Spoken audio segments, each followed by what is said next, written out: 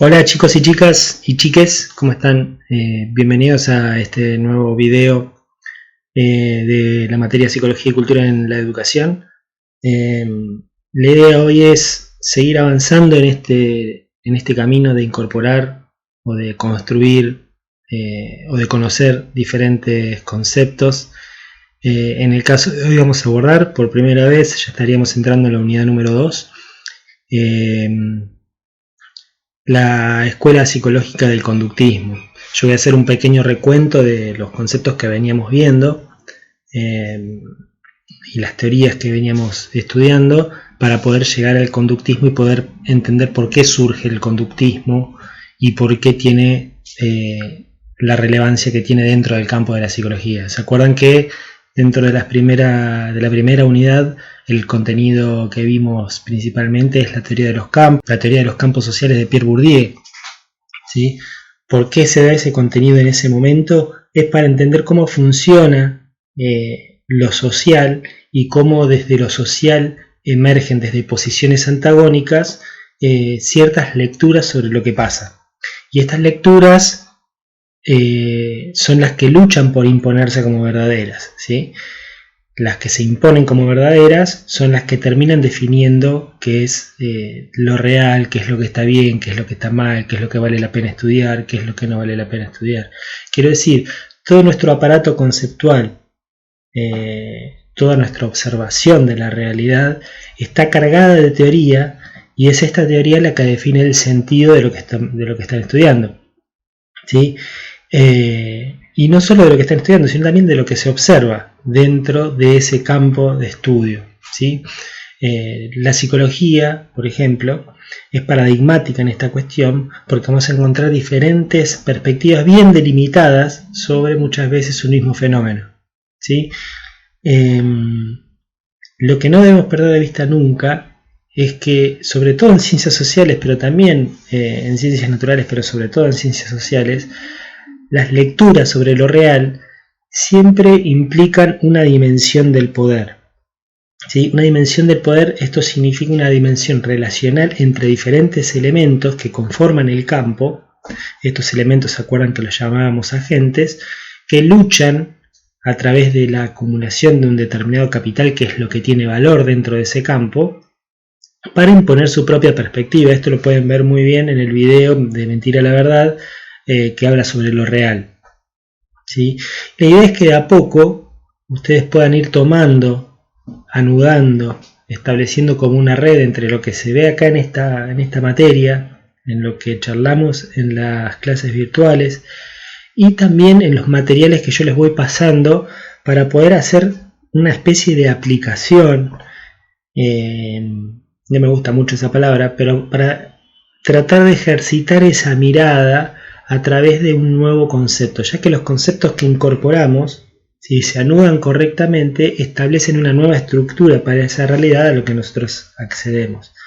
No sé si pudieron ver el video del experimento de la doble rendija, en la cual se establece cómo la mirada del observador modifica el comportamiento del átomo. Algo que uno dice, pero ¿cómo? Si estamos hablando de realidades tridimensionales, corpusculares, de materia, en definitiva, ¿cómo el comportamiento de la materia se va a ver modificado por la mirada del observador o por la aplicación de un determinado método de evaluación?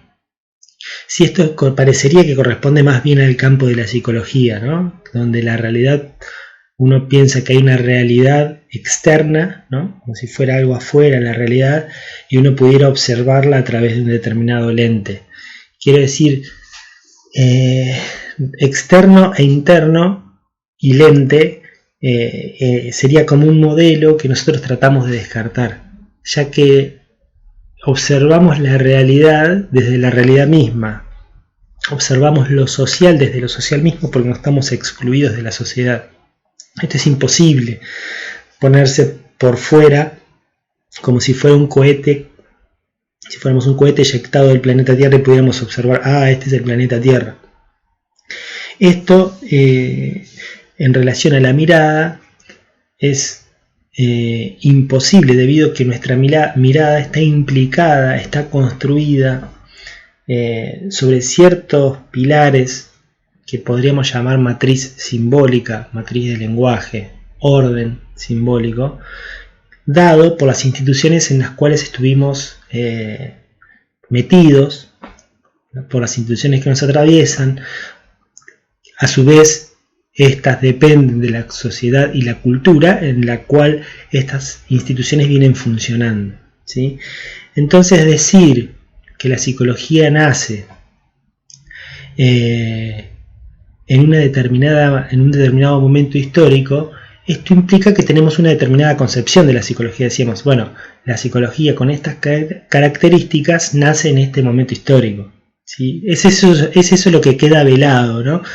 Y entonces lo que se impone es decir, bueno, la psicología nace en 1879 en un laboratorio de Leipzig, Alemania, donde un psicólogo que se llama Wundt empezó a experimentar a través de un método que se llama la introspección, ¿sí?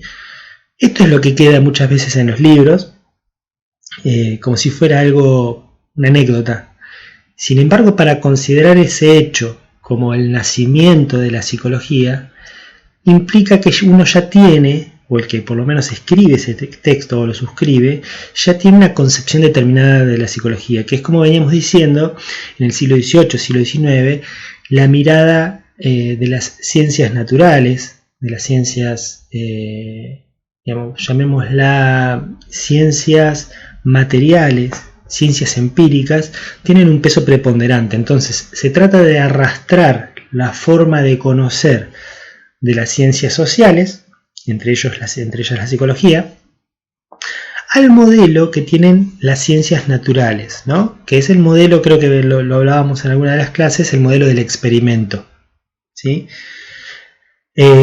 Con toda una controversia detrás de eso, ya que las implicancias que tienen las concepciones psicológicas impactan en diferentes campos del saber, a su vez que la psicología abreva o toma conocimientos o saberes o conceptos o categorías de otros campos del saber, ¿sí? Principalmente de la filosofía, por más que esto quede como tapado, también como soslayado. ¿Sí? Entonces aparece dentro del campo de las ciencias, como si fuera un mar gigante donde aparecen un montón de ciencias. Ahí están las ciencias sociales, una ciencia que se llama la psicología, que en su nombre, si yo les preguntara a ustedes, en la tradición, en el sentido común, se podría decir la ciencia que estudia la mente, ¿no? Que ya algo me está diciendo de la mirada que tengo yo sobre el objeto, sobre lo que estoy estudiando, ¿sí? Y es así como funciona nuestra implicación con los conceptos. Esto no está, digamos, tomado de autores menores, sino que si en algún momento ustedes estudian metodología de la investigación, van a ver autores como por ejemplo Popper, que les van a permitir acercarse a esta perspectiva en la cual se sostiene que toda observación está cargada de teoría, ¿sí? No hay saber sin observación, no hay observación pura, no hay neutralidad, no hay objetividad, en el sentido de no hay implicación de la mirada del observador sobre el objeto. De hecho, en física teórica, es el investigador mismo el que decide si el fenómeno que va a estudiar es un fenómeno ondulatorio, ¿sí? O es un fenómeno corpuscular. Esto es muy interesante, porque es como uno puede decir, bueno, pero ¿cómo el investigador decide las características del objeto que está estudiando y no que el objeto en sí mismo tenga características? Me parece que ahí tenemos un buen ejemplo de lo que quiero transmitirles, primero desde lo que es la teoría de los campos, de cómo se construyen los saberes como verdaderos, digamos, los saberes que se imponen como verdaderos, y por otro lado, la dicotomía que habíamos planteado desde el texto de Gilles Deleuze respecto de la obra de Foucault sobre esta dualidad entre enunciados y visibilidades, ¿sí? ¿Se acuerdan que el plano de los enunciados se corresponde a un plano que podríamos llamar del discurso, del lenguaje, de orden simbólico, y las visibilidades con todo lo que percibimos? Y cómo lo que nosotros pensamos, el plano de lo discursivo, el plano de la episteme o del saber, condiciona y por qué no determina lo que estamos observando. A ver, si queremos podemos ser bien radicales en esto. Lo que nosotros pensamos determina qué es lo que estamos mirando, ¿sí? Y fíjense esto qué importante es para nosotros, sobre todo cuando existen diferentes paradigmas sobre, por ejemplo, el alumno, sobre la enseñanza, sobre el aprendizaje, sobre la inteligencia, ¿sí? Yo no digo que una sea mejor que otra, ni que una sea peor que otra. En este momento, quiero decir, yo ya tengo decisiones y posiciones tomadas, pero lo que es interesante para ustedes es por ahí saber que detrás de todo saber que se asume como verdadero, como fiel, como mejor, siempre hay una posición detrás de eso que implica una imposición de poder, ¿sí? Entonces fíjense cómo la dimensión de poder es la que determina cómo se estructura esa realidad en los términos de lo bueno, lo verdadero, lo que veníamos diciendo. Fíjense que ella articulé los conceptos de Bourdieu y de Deleuze, ¿sí? Lo que nosotros queremos tratar de entender ahora es cómo la psicología surge en una determinada época histórica y que condiciona las concepciones posteriores dentro del campo de la psicología, ¿sí? O sea, aparecen diferentes hitos que podríamos marcar dentro del campo de la psicología. Fíjense que yo ya digo la psicología como campo, ¿no? Dentro del campo de la psicología aparecen diferentes hitos, diferentes marcas que no se dan sin que se hayan dado marcas previas, ¿sí? Por ejemplo, que se considere que en 1879 nace la psicología, establece que dentro de esa forma de entender la psicología se empiecen a hacer un montón de trabajos y que después en 1912 Watson publique un texto que responda a esos 30 años de construcción de la psicología conforme a otro modelo. Lo que viene a proponer Watson es un modelo psicológico que se llama el conductismo, en respuesta a lo que se consideraba hasta ese momento como la forma correcta de hacer psicología, de hacer ciencia en el campo de la psicología, ¿sí? Entonces habíamos dicho, no me quiero extender demasiado en el tema, me quiero meter rápidamente en el conductismo. Ya hicimos el pequeño recorrido conceptual por los conceptos que llegamos viendo hasta hoy: teoría de los campos, visibilidades y enunciados. Y hoy empezaríamos a ver teoría psicológica. Ya vimos un poquito de historia de la psicología. ¿Se acuerdan que yo les mencionaba que Aristóteles hay un texto muy conocido de Aristóteles que se llama La Metafísica, donde utiliza la palabra psyché, que significa alma, y es la que, esa palabra es la que forma parte sería el prefijo de la palabra psicología, y el sufijo sería la palabra logos, que lo podemos entender en sentido amplio, como saber, como discurso, como lenguaje, como enunciados, como estudio, dice en algún lado, estudio de... Entonces, si nosotros vamos a la etimología de la palabra, podríamos decir que la psicología es el estudio del alma, el saber del alma, ¿sí? Y la versión moderna sería, la palabra psyché, sería la palabra mente.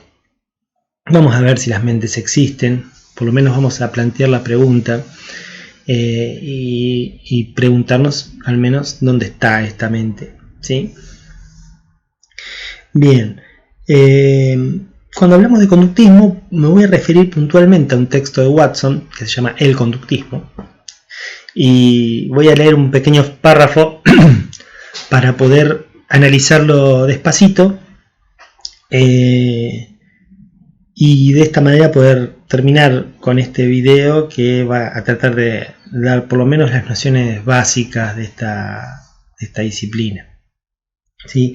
Consideremos que el conductismo toma como modelo el modelo de las ciencias naturales, específicamente el modelo de la conducta animal.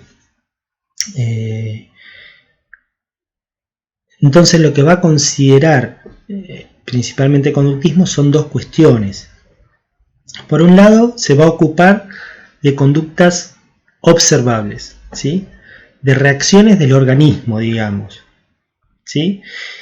Y por otro lado, va a sostener que las conductas se pueden descomponer en partes constituyentes, ¿sí? Entonces, una determinada conducta va a estar determinada o condicionada, también podríamos decir, por un determinado estímulo. Entonces va a apelar al modelo de la biología del arco reflejo para tratar de explicar cómo el ser humano actúa, ¿sí? No ya cómo piensa, no le va a interesar cómo piensa, porque piensen o analicen que el pensamiento no se lo puede meter en un laboratorio, ¿sí? Y si nosotros decimos que la psicología conductista nace dentro del modelo de las ciencias sociales y va a imitar el modelo de las ciencias naturales o va a tender a esto, el modelo esencial de las ciencias naturales podríamos decir que es el experimento en el laboratorio. O sea, a mí me dicen ciencia y yo me imagino a un tipo sentado en un microscopio mirando cómo se comporta una bacteria, ¿sí? Cómo se comporta el coronavirus. En este sentido, la propuesta de Watson es muy interesante porque lo que él dice es, si nosotros no podemos ver lo mental, ¿cómo lo vamos a estudiar? ¿Cómo estudiamos algo que no podemos medir, que no podemos observar, que no podemos pesar? ¿Sí? Entonces a lo que nos vamos a remitir es no ya a la conciencia, sino más bien a aquellas acciones que tiene el organismo, aquellas conductas del organismo que nosotros podamos observar, que podamos medir, que podamos constatar con instrumentos, ¿sí? Entonces fíjense cómo el objeto de estudio que para Wundt, el que creó el primer laboratorio de psicología científica, era la conciencia, y el estudio de la conciencia y la percepción, si se quiere, se desplaza hacia otro objeto de estudio que es la conducta, que es aquello que yo puedo observar. Si las personas tienen o no tienen mente, o si tienen o no tienen interioridad y esto cómo funciona, quedaría de lado, no nos interesaría si fuéramos conductistas, ya que no lo podemos observar. Entonces lo que a nosotros nos interesa dentro del conductismo clásico es poder tener ciertas conductas a estudiar y después tratar de explicar cómo estas conductas se producen, ¿sí? Entonces lo que hace Watson es toma el modelo de un fisiólogo ruso que se llama Ivan Pavlov, que hacía estudios sobre la salivación de los perros, ¿no? Parece tonto esto, este dato parece menor. Sin embargo, cuando se estudia conductismo se arranca desde la reflexología, se dice, de Pavlov, y hay un experimento muy conocido dentro del campo de la psicología, bautizado técnicamente como el perro de Pavlov. Entonces yo les voy a dejar estos experimentos y algunos videos en la clase, pero es para que entiendan cuáles eran estos experimentos que realizaba Pavlov y que después con animales lo realizaba, con perros específicamente, y después cómo Watson en Norteamérica ya trata de aplicarlo a los seres humanos, ¿sí? Puntualmente vamos a ver algunos experimentos con bebés, ¿sí? Que están grabados y que hoy en día no se podrían realizar por cuestiones éticas, ¿sí? Pero centrémonos en el modelo del arco reflejo, en el arco reflejo, en donde hay un estímulo, ¿sí? Que produce una determinada respuesta, ¿sí? Por ejemplo, si yo acerco mi mano al fuego, ¿sí?, el estímulo caliente hace que yo aleje la mano, ¿sí? Son respuestas automáticas. Para Watson, la conducta del hombre es una construcción dada por la acumulación de respuestas a determinados estímulos, ¿sí? Entonces yo la próxima vez que vea el fuego no lo voy a ir a tocar, porque ya queda en mi memoria ese recuerdo, es una memoria física, ¿no? Ese recuerdo sobre el dolor que me produce la exposición al calor, ¿sí? Fíjense que esta teoría, si bien está producida dentro de un laboratorio, nosotros habitualmente pensamos que las cosas funcionan así, y cuando veamos otro tipo de conductismo vamos a ver que seguimos pensando que las mentes de las personas funcionan de esta manera, mejor dicho, que las conductas o que las personas funcionan de esta manera, ¿sí? De un determinado estímulo simple, individual, que produce una respuesta simple e individual, ¿sí? Cuando vean el video del experimento de Pavlov, ahí lo que ustedes deberían detectar es cuál es el estímulo y cuál es la respuesta, ¿sí? Lo interesante que propone Pavlov es que los estímulos y las respuestas se pueden modificar, ¿sí? Puntualmente lo que él sostiene es que las respuestas a determinados estímulos pueden modificarse. Entonces, lo que antes era un reflejo natural, yo lo puedo modificar interviniendo sobre ese proceso, ¿sí? Entonces, ya no tendríamos un reflejo natural, sino tendríamos un reflejo condicionado. Asociando, va a decir Pavlov, un estímulo extra al estímulo natural y que queda ligado. Esto funciona así, por ejemplo, voy a tomar el ejemplo del perro, que es el más clásico, el más conocido y el más tradicional. Al perro, cuando se le acerca comida, el perro saliva, ¿no? Produce más saliva de lo habitual. Esto Pavlov lo medía a través de un dispositivo. Prontamente, después de una serie de repeticiones en las que se le acercaba el plato de comida al perro y el perro salivaba, el perro empezaba a salivar por otras cosas que estaban asociadas a ese primer estímulo. Por ejemplo, el perro se veía, si el experimentador se acercaba con un guardapolvo blanco a darle comida y empezaba a salivar, después no hacía falta que se le acercara comida, porque se acercaba el experimentador y el perro observaba un guardapolvo blanco y empezaba a salivar, produciendo la misma respuesta que si se expusiera a la comida realmente, ¿sí? Lo mismo podría pasar con una campana. Si cada vez que yo al perro le hago sonar una campana, le hago sonar el plato, ¿sí?, después no hace falta que le presente el alimento para que produzca esa respuesta, como si estuviera frente al alimento realmente, ¿sí? Watson toma todos estos modelos y lo trata de aplicar a los seres humanos y empieza a hacer experimentos sobre bebés puntualmente, y es muy conocido el caso de lo que se llamó el pequeño Albert, que es un niño pequeño que utilizó Watson a partir de 1912 para realizar sus experimentos. Pero vamos a leer un poquito el texto de Watson, en el que habla primero de la psicología en general y después del conductismo en particular. Empieza así, el capítulo 1 se llama ¿Qué es el conductismo? La vieja y la nueva psicología en oposición. Y dice así: dos criterios distintos imperan aún en el pensamiento psicológico norteamericano, ¿sí? Recuerden que el conductismo, como ciencia psicológica, nace en Norteamérica.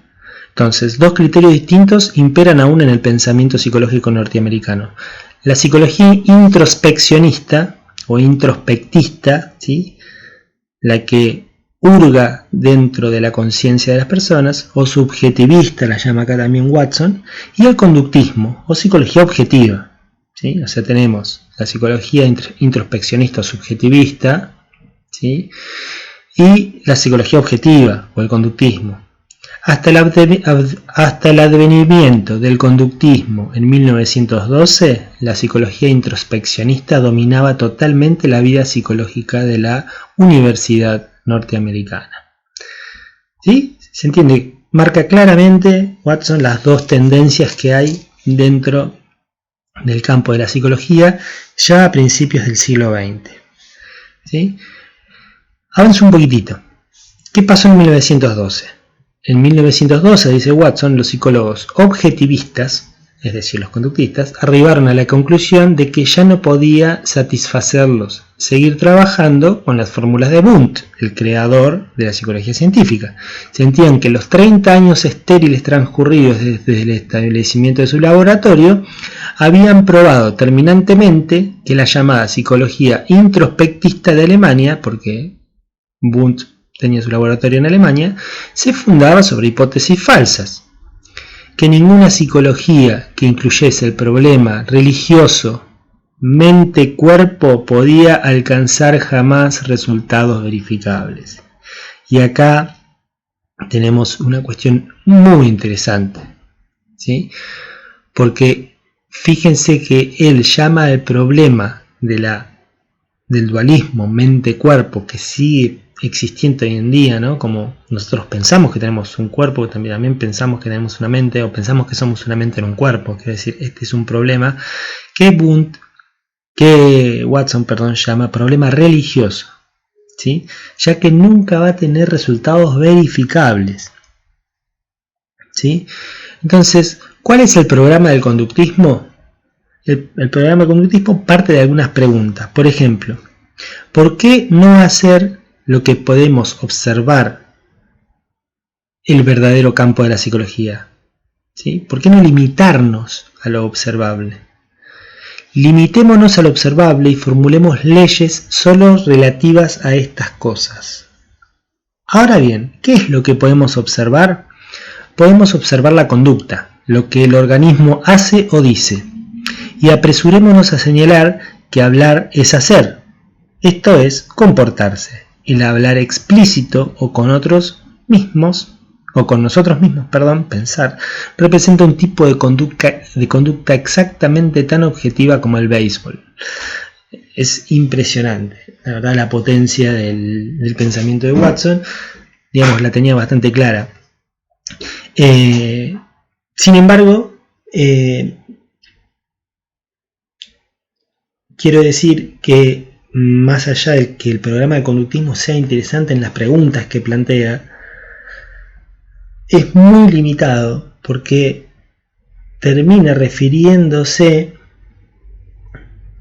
a ciertas cuestiones que nosotros realizamos que son solamente observables,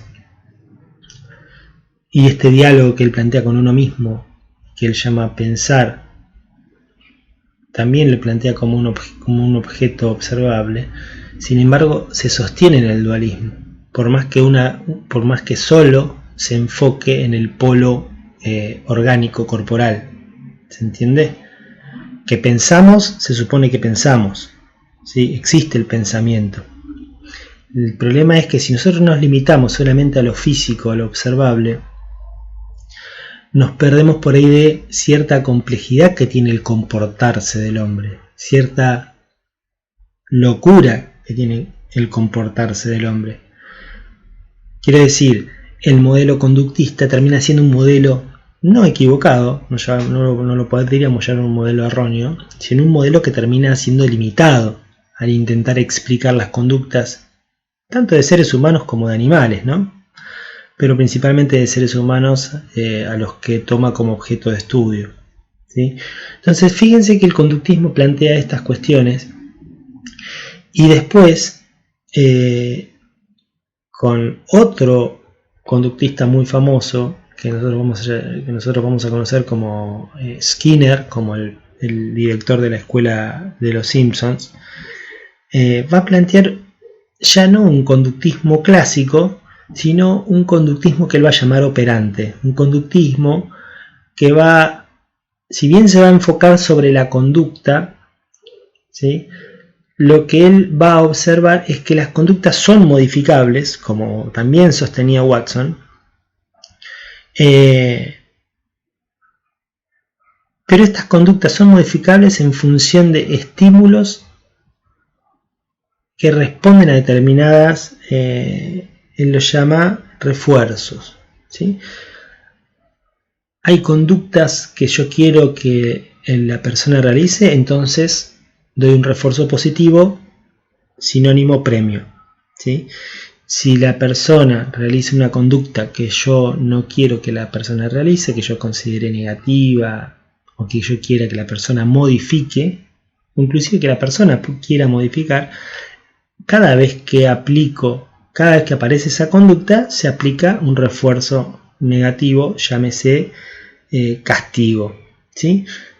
Entonces, fíjense cómo estos dos modelos, que son parte del conductismo, el modelo clásico y el modelo operante, siguen funcionando en nuestra forma tradicional de enseñar, ¿sí?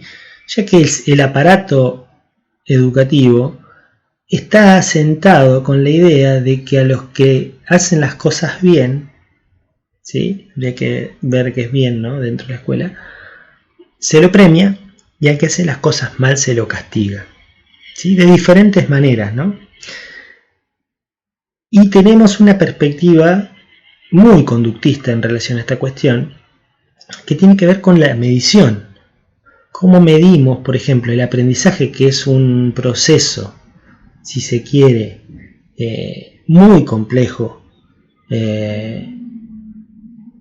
y que tiene implicancias, por llamarlas internas, ¿sí? ¿Cómo podemos medir esto? ¿Por qué la obsesión de la escuela por medir los aprendizajes, por ejemplo? Son preguntas que no sé si sirven para responder, para dar una sola respuesta. Quiero decir, estas preguntas admiten muchas respuestas, pero por ahí nos sirven para pensar cómo estamos impregnados en nuestras concepciones por concepciones que vienen de otro lado, ¿sí?, por saberes que no son nuestros. Estoy seguro que todos nosotros algo de psicología y algo de conductismo sabemos, o bastante. Nuestras madres probablemente sepan muchísimo de conductismo, ¿sí? Algunos nos castigaban más que otros, pero en este sentido quiero decir que estos saberes rebalsan el ámbito académico y que después terminan conformando el sentido común. A veces pasa lo contrario, ¿no? Que desde el sentido común se intenta argumentar a favor de una determinada posición epistemológica y científica. Así que entender a la psicología como campo es entenderla como un conjunto de relaciones entre diferentes elementos que por ahí tienen posiciones contradictorias respecto de un mismo objeto de estudio. ¿Se entiende? ¿Sí? Por ejemplo, el aprendizaje. A nosotros nos interesa como profesores, y a ustedes, nos interesa muchísimo cómo aprenden las personas, ¿sí? Cómo funciona eso del aprendizaje. Entonces, más que campo de saber, más que saber sobre cómo funciona la mente, por ahí podemos entender a la psicología, y ahí retomo un poco el sentido de la materia, como un campo minado de preguntas, ¿no?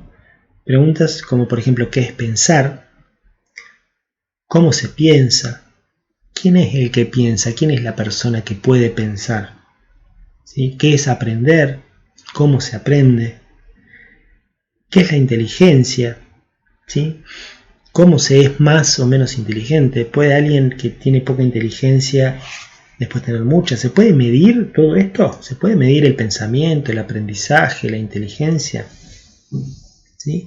El conductismo va a tener una posición bien marcada sobre esto, y es que sí, porque si nosotros decimos que la psicología es una ciencia, ¿sí?, la ciencia, entre comillas, avanza produciendo nuevos saberes sobre un determinado fenómeno. Y para producir estos nuevos saberes desde el paradigma de las ciencias naturales hay que hacer experimentos sobre los cuales se puedan medir ciertas cuestiones que supuestamente pasan en la realidad o en lo real. ¿Sí? Así que no los quiero molestar más. Seguramente la clase que viene vamos a hacer un poquito más de condicionamiento operante. Yo dentro de la clase voy a dejar, aparte de este video, un par de videos más para tratar uno, bueno, el experimento clásico de Pavlov, otro un poco más entretenido que habla sobre el condicionamiento operante, en donde ustedes van a poder ver cómo funciona el refuerzo positivo y el refuerzo negativo, ¿sí? Y creo que ya no los molestaría más. La actividad para la clase, para la vez que nos encontremos, va a ser poder conversar sobre estos videos, pero tratando de identificar dentro del material dónde están los estímulos, dónde están las respuestas, cuáles son los refuerzos positivos, cuáles son los refuerzos negativos, ¿sí? Y obviamente cualquier otra duda que ustedes puedan llegar a tener respecto del desarrollo conceptual de la materia o lo que sea. Ustedes saben que acá puede entrar lo que a ustedes les parezca. Después del conductismo vamos a tener un par más de escuelas de psicología. O sea, el campo de la psicología es un campo muy amplio, quiere decir donde hay muchísimas perspectivas, pero hay algunas que son paradigmáticas. El conductismo es una, lo que da lugar, el conductismo hoy en día da lugar a un tipo de clínica psicológica que se llama teoría cognitivo-conductual, ¿sí? Después vamos a ver, o sea, tenemos el conductismo como agente dentro del campo de la psicología, la teoría de la Gestalt, ¿sí?, como otro agente dentro del campo de la psicología, el psicoanálisis y el cognitivismo, ¿sí? Por ahí lo que más nos interesa a nosotros es entender cómo funciona el conductismo, qué es lo que piensa el conductismo, más que nada para cuestionar nuestras propias ideas respecto de lo que es enseñar y aprender, porque seguramente estamos capturados por los saberes un poco que ha planteado el conductismo, ya que gran parte de la pedagogía, por lo menos hasta la década del 60-70, tuvo una pregnancia muy importante del conductismo en nuestro país y en todos los sistemas educativos del mundo.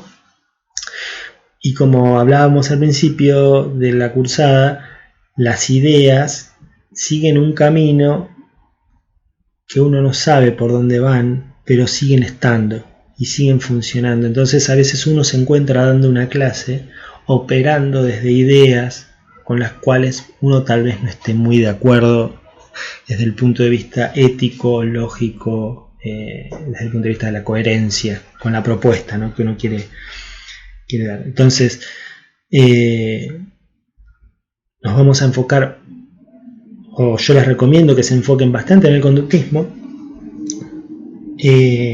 no para aplicarlo, sino para entenderlo y para poder cuestionarse uno mismo si uno opera desde este lugar o qué concepción de aprendizaje tiene el conductismo. Esa es una tarea también interesante. ¿Qué concepción de aprendizaje tiene el conductismo?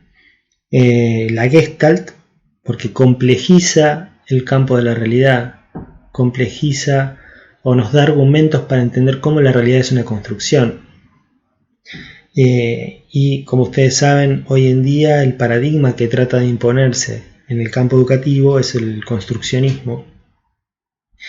El psicoanálisis lo vamos a ver muy por arriba, como una teoría sobre lo inconsciente, sobre los procesos inconscientes, porque ustedes les van a ver, digamos, les van a servir estos materiales para el año que viene, cuando tengan psicología del alumno de nivel medio polimodal, creo que se llama así la materia, para entender, porque por ahí explican cómo funciona el aparato psíquico de un adolescente apelando a conceptos del psicoanálisis. Entonces alguna idea hay que tener del psicoanálisis, por más de que el psicoanálisis no se haya ocupado específicamente del proceso de aprendizaje, ¿sí? O no específicamente del aprendizaje en función de cómo lo conocemos dentro de del sistema educativo. Y por último, el cognitivismo, y ahí sí le vamos a dar un poquito de rosca, porque el cognitivismo tiene como dos vertientes muy interesantes, muy conocidas, muy pragmáticas y que se han impregnado mucho en las prácticas de los docentes, que es la escuela de Piaget, ¿sí? Y la escuela de Vygotsky, ¿sí? Dos psicólogos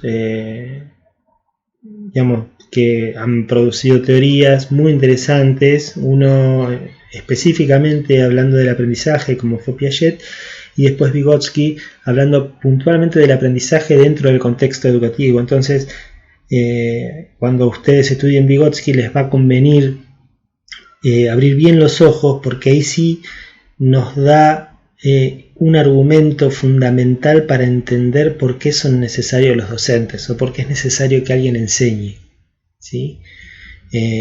Porque alguien podría decir, yo aprendo solo, yo no necesito ir a la escuela. Y ustedes como docentes, ¿qué dirían? ¿Sí? ¿Qué se diría y cómo se argumenta a favor de la necesidad de un docente? Bueno, con Vygotsky van a tener la posibilidad de entrar en estos argumentos, de entrar en conceptos que son hoy en día fundamentales para la enseñanza dentro del sistema educativo. Así que no los quiero molestar más y no me quiero extender más. Obviamente estamos abiertos a recibir cualquier crítica, sugerencia, opinión respecto de los contenidos, de la forma de darlos, pero me gustaría ya para la clase que viene, para la semana que viene, nos reunimos otra vez en una videoconferencia y charlamos sobre sobre los materiales que les voy a dejar colgados en la clase para que las tengan como material para discutir, ¿sí? Así que bueno, les mando un abrazo grande y nos vemos.